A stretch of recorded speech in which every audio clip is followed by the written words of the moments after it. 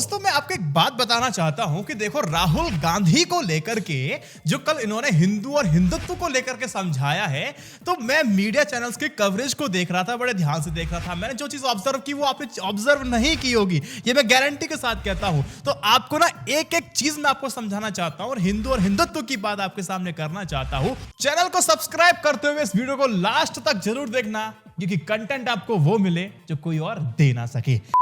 देखो दोस्त, पहले आप ये चीज को देखिए, कुछ स्क्रीनशॉट आपके सामने मैं लगा देता हूं। यहां पर योगी वर्सेस प्रियंका गांधी दोनों के रैली चल रही थी, दोनों अपने अपने भाषण दे रहे थे। आज तक का ये फुटेज है, आज तक में अगर आप देखेंगे तो वहां पर फुटेज में दोनों ही आपको दिखाई दे रहे हैं, योगी आदित्यनाथ और प्रियंका गांधी। लेकिन ऑडियो जो आपको दिखाई देगी, जो सुनाई देगी, योजनाओं की जो बात होगी, वो सिर्फ योगी आदित्यनाथ की सुनाई देगी। पहला डिफरेंस ये हो गया। भी हो रहा है, लोक कल्याणकारी योजनाओं का लाभ भी मिल रहा है, बांध बेटियों की सुरक्षा सुनिश्चित की जा रही है। ये लगातार एक क्लेवर स्ट्रेटेजी होती है, जो जिस तरह से चीजों को मैनेज किया जाता है, जो संदेश देने की कोशिश की जाती है, वो इसी तरह से दी जाती है। पहली गलती मैंने इन लोगों की यहां पकड़ ली। अब दूसरी बात यहां पर यह देख लीजिए, टाइम्स नाउ भारत जो कि नया चैनल अभी खुला है, बहुत बड़ी बात है कि चैनल नया खुल भी गया है इतनी महंगाई के दौर में। वो तो देखो कृपा दृष्टि रहती है ऊपर वाले की, आपके लिए तो परमात्मा होगा, लेकिन इनके लिए तो यही पीएमओ वगैरह सीएमओ वगैरह रहते हैं। तो टाइम्स नाउ भारत को आप लोग देखिए, राहुल गांधी की बाइट ये सामने आपके स्क्रीन पे चल रही है, जरा गौर से इसके साउंड इफेक्ट सुनिए। हिंदुत्ववादियों का राज है, हिंदुओं का नहीं। इन हिंदुत्ववादियों को बाहर निकालना है और एक बार फिर हिंदुओं का राज लाना है। अब आपने क्या सुना? जो साउंड इफेक्ट्स है, जो ग्राफिक्स है, वो क्या आपको दिमाग में इमेज देने की कोशिश कर रहे हैं? वो एक कॉमेडी वाली है ना। ये जो ट्यूनिंग्स आपने सुनी, ये जो आपके साउंड इफेक्ट आपने सुने, ज्यादातर आप लोगों ने सिर्फ कॉमेडी वीडियोस में देखा होगा, जो राहुल गांधी के वीडियोस में दिखाई दे रहे हैं। दूसरी बात, यहां पर रैलियों में जाकर के सवाल पूछे जा रहे हैं। अब आप मुझे एक बात बताइए, आपने टाइम्स नाउ भारत का देखो, मैंने आपको बताया कि प्रियंका गांधी की, राहुल गांधी की और योगी आदित्यनाथ इन सब की रैली थी। तो आपने टाइम्स नाउ भारत पे क्या देखा? सिर्फ वही देखा जो इनके आका इनको दिखाना चाहते थे और आपको जो दिखवाना चाहते थे। आपको सिर्फ राहुल गांधी की वो फुटेज दिखाई जिसमें थोड़ा बहुत फंबल किए हुए थे और थोड़ा बहुत हिंदुत्व की बात कर दिए थे, पीछे से कॉमेडी वाले साउंड लगा दिए थे और दो चार लोगों के ब्लंट जो रिस्पॉन्सेज होते हैं वो आपको सुना दिए। तो मतलब सुनाने वाला और सुनने वाला दोनों एक जैसे ही हैं, यानी कि पप्पू हैं। इस तरह की जो इमेज है वो देने की कोशिश की। समझिएगा मैं कह क्या रहा हूं, थोड़ा सा गहराई में जाइए, थोड़ा सा समझिए इस बात को। अब दूसरी बात आ जाइए, योगी आदित्यनाथ ने रैली की है, तो आपने उनका ऐसा कोई कॉमेडी वाला फुटेज नहीं देखा होगा। अब आप ये भी बिल्कुल संभव नहीं हो सकता है कि योगी आदित्यनाथ की रैली में सब इंटेलेक्ट गए होंगे, ऐसा भी तो नहीं होता है ना। बहुत सारी भीड़ जाती है, उसमें ऐसे लोग निकलते हैं। तो कुल मिला के एक जो नैरेटिव, एक जो एजेंडा फिक्स किया जाता है ना, उसको अगर ध्यान से अगर आप लोग नहीं पकड़ेंगे और अगर आई9 न्यूज़ इंडिया के आप दर्शक नहीं होंगे, तो आप हमेशा आप गच्चा खा जाएंगे। पहली बात, आपने अमर उजाला का ये कटिंग आप जरूर देख लीजिए। अब राहुल गांधी और सोनिया गांधी दोनों मंच पे बैठे हुए थे। अब फोटो क्या दिखा रहे हैं, यानी कुछ गुपचुप करके बातें कर रहे हैं राहुल गांधी सोनिया गांधी के साथ, और हेडिंग क्या है? वही हिंदू हूं और हिंदुत्व की बात, इस तरह की हेडिंग है। यानी कि इमेज को देखने के बाद आपके दिमाग में क्या जाएगा कि देखो अभी जो बेटा है ना, मां कान में बोल रहा है मैं हिंदू हूं और हिंदुत्व वादी, तो इस तरह की इमेज आपके दिमाग में जाएगी, है ना। ये होता है नैरेटिव को शिफ्ट और बिल्ड करना। समझ में आ रहा मैं कहना क्या चाह रहा हूं? लेकिन दूसरी बात आप समझिए कि आपने जब हमेशा से मीडिया में एक चीज हमेशा देखी होगी कि जब भी राहुल गांधी की जो रैली कवर होती है, तो उसमें उनके फनी से फोटोज आपको बहुत ज्यादा दिखाई देंगे। लेकिन नरेंद्र मोदी जी के साथ ऐसा कुछ होता है कि राजनाथ सिंह से बात कर रहे हैं ऐसे करके, या फिर अमित शाह से ऐसे करके बात कर रहे हैं, ऐसे बात कर रहे हैं। कई फोटो देखा आपने, हमेशा फोटो देखा होगा, या तो लोअर एंगल से लिया होगा, तो भैया लार्जर देन लाइफ की वो छवि आपको देने की कोशिश की जाती है। और अगर आपने देखा होगा उनका फोटो सामने, तो गंभीर, चिंतनशील, इस तरह के फोटोज आप देखिए स्क्रीन पे। इस तरह से ये होती है स्ट्रेटेजी, जिस पर ये बीजेपी की पार्टी और मीडिया साथ मिलकर के एक आम जनता को किस तरह से उनकी मैपिंग करनी है, ब्रेन मैपिंग करनी है, वो इस तरह से ब्रेन मैपिंग आपके लिए करते हैं। ये सिंपल सी फुटेज आपको समझ में आ गई। तो ये मीडिया लगातार हमेशा से करता रहा है और करता आ रहा है, ये आपको डिफरेंस को स्पॉट करना आना चाहिए। अब हम लोग यहां बात करते हैं, राहुल गांधी ने हिंदू और हिंदुत्व की बात की है, इसको लेके क्या कवरेज मीडिया में, वो मैं आपको समझाने की कोशिश करता हूं। देखो, राहुल गांधी ने जो अपना जो भाषण दिया है, उस भाषण को आपको समझना पड़ेगा। राहुल गांधी ने बोला कि कुछ गिने चुने जो चुनिंदा उद्योगपति हैं, उसके लिए ये सरकार काम करती है। प्रियंका गांधी वाड्रा ने भी यही बात कही थी, लेकिन आपको एक बात को ध्यान देना होगा कि अब गिने चुने उद्योगपति कहा जा रहा है, डायरेक्टली नाम नहीं लिया जा रहा है। मैं यहां पे एक डिफरेंस स्पॉट किया आपने। अब जो कांग्रेस वाले हैं, जो प्रियंका गांधी है, वो साफ तौर पर गिने चुने उद्योगपति के नाम नहीं ले रही है। मैंने आपको एनालिसिस ऑफ कांग्रेस की जो प्लेलिस्ट बना रखी है 20 से ज्यादा वीडियोस, मैंने आपको समझाया था कि कैसे उद्योगपति राहुल गांधी से नाराज हैं, कांग्रेस को फंड देना नहीं चाहते। हर बार वो उद्योगपति ने अंबानी और अडानी को खींच लाते हैं। इससे क्या होता है कि वो इससे ज्यादा खुश नहीं है। अब चुनाव जीतने के लिए आपके पास इलेक्टोरल बॉन्ड होना चाहिए, चुनावी फंड होना चाहिए, चुनावी चंदा होना चाहिए अगर जीतना है आपको। तो अगर वो नहीं है तो आप चुनाव में नहीं टिक सकते और नहीं जीत सकते।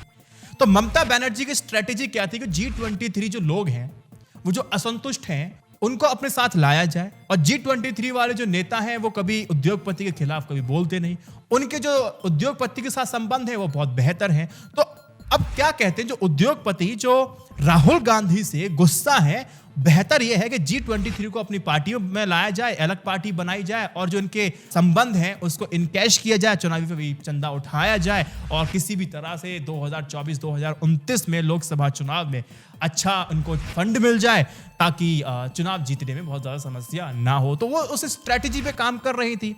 तो यहां पर मुझे क्या लगता है कि कांग्रेस ने अब गियर शिफ्ट किया है, बोला कि हम तो करेंगे हमला, लेकिन हम उद्योगपति के नाम नहीं लेने वाले। तो यहां प्रियंका गांधी और राहुल गांधी ने यहां पर अपने आप को चुनिंदा उद्योगपति तक सीमित कर लिया। लेकिन हाँ, राहुल गांधी ने 2-4 बार नाम लिया, लेकिन उस फ्रीक्वेंसी से नहीं लिया जिस फ्रीक्वेंसी के लिए वो जाने जाते हैं, अंबानी और अडानी का नाम लेते हुए।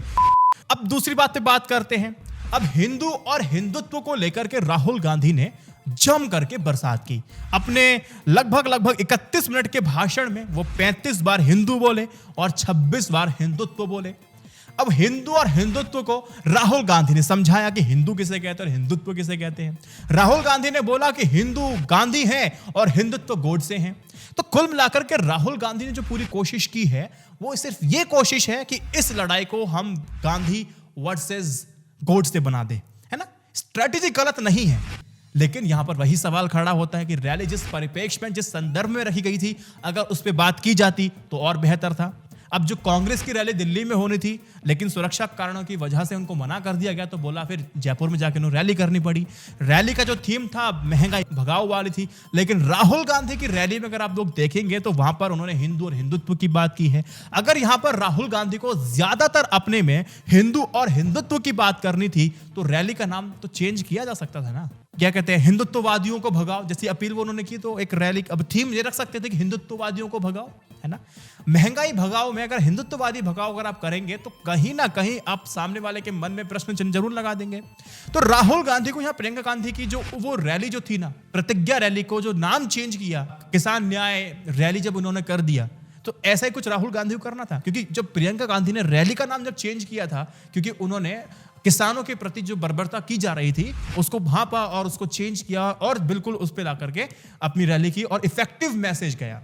राहुल गांधी ने बात की, इफेक्टिव था, स्ट्रेटेजी सही है, लेकिन वो एफिशिएंट नहीं। एफिशिएंट कब होता, जब वो महंगाई से बचाव की जगह वो उसका नाम और कुछ या फिर और कुछ इनोवेटिव नाम हिंदुत्व हिंदुवादी ऐसा कुछ रखते तो शायद और एफिशिएंट होता।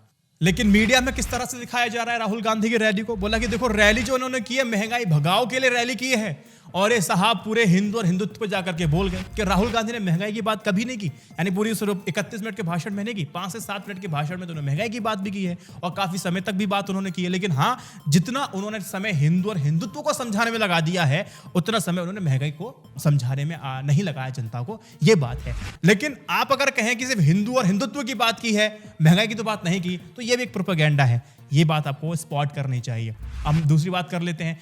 यहां पर एक सवाल कई सारे लोगों ने उठाया और कहा कि देखिए राहुल गांधी जो है ना हिंदू और हिंदुत्व को बच्चों की तरह समझा रहे हैं। जैसे 10वीं क्लास के बच्चों को कहते हैं कि भैया आपको ये पाइथागोरस थ्योरम को आपको प्रूफ करना है, तो आप करो प्रूफ, इसको इति सिद्धम करो। तो राहुल गांधी ने हिंदुत्व हिंदुत्व दोनों अलग अलग हैं इसको समझाने पूरा समय बर्बाद किया, मतलब पूरा इस्तेमाल इसका किया। तो कई सारे लोग ऐसा कह रहे हैं, यानी ऑडियंस को बालक समझ के समझाने की कोशिश कर रहा हूं। तो यहां पर मैं आपको ना एक बात और बता देना चाहता हूं, अगर ऐसा कुछ है तो हम इसको ऐसा भी समझते हैं, हमें इतने झूठों का बम्बार्ड कर दिया गया है कि भैया ऐसे फेंके जा रहे हैं उसके ऊपर बाण कि भैया उसको समझ ही नहीं आ रहा कि सच क्या है और झूठ क्या है, वो इतना कंफ्यूज हो चुका है। अगर एक एक चीज को क्लियर करके हम समझाया जा रहा है, चाहे राहुल गांधी समझाए, चाहे मोदी समझाए, चाहे जो भी समझाए, तो आप इसको गलत नहीं कह सकते हैं। आपने झूठ से इतना उसको परिपाट कर दिया है, उसको समझ में नहीं आ रहा है कि करे तो करे क्या। तो जब यहां पे समझाने की बात आती है और जब समझाया जा रहा है, और समझाना जरूरी भी है क्योंकि वो लोकतंत्र के हित में है, ताकि वो अपना डिसीजन गलत जानकारी के वजह से ना ले, वो सही जानकारी से ले, तो इसमें क्या समस्या है। और दीपक चौरसिया जब शराब पी करके स्टूडियो में सावलाल जनता को नवजात शिशु समझ करके उसको बहलाए फुसलाए तो वो ठीक। जब राहुल गांधी हिंदू और हिंदुत्व की जब बात करे और ढंग से वो समझाए तो मतलब क्या बच्चों की तरह सिखा दिया। यानी कि एक नैरेटिव शिफ्ट करने की भी हद होती है। पहली बात, अगर देखो इस रैली के बाद कांग्रेस प्रवक्ता अगर बीजेपी प्रवक्ता पे हमलावर होना चाहते हैं तो वो शायद इस बात का प्रयोग करने वाले हैं। देखो नैरेटिव वो भी शिफ्ट करेंगे, वो भी चेंज करेंगे। कैसे करेंगे? अब जो कांग्रेस के प्रवक्ता है ना, वो पूछेंगे कि अब ये बताइए कि जो गॉडसे थे वो हिंदुत्ववादी थे, और ये भी बताइए कि जो गॉडसे थे वो सावरकर जी के शिष्य थे या नहीं थे। अब जब ये सवाल लगातार पूछे जाएंगे कांग्रेस की तरफ से, तो कहीं ना कहीं जो जवाब देने में असहज ये पार्टी अपने आप को समझेगी, क्योंकि ये पार्टी अपने को गॉडसे से अलग नहीं कर सकती है, क्योंकि एक बहुत बड़ा वोटर बेस है जो गॉडसे के नाम से बीजेपी के साथ जुड़ा हुआ है।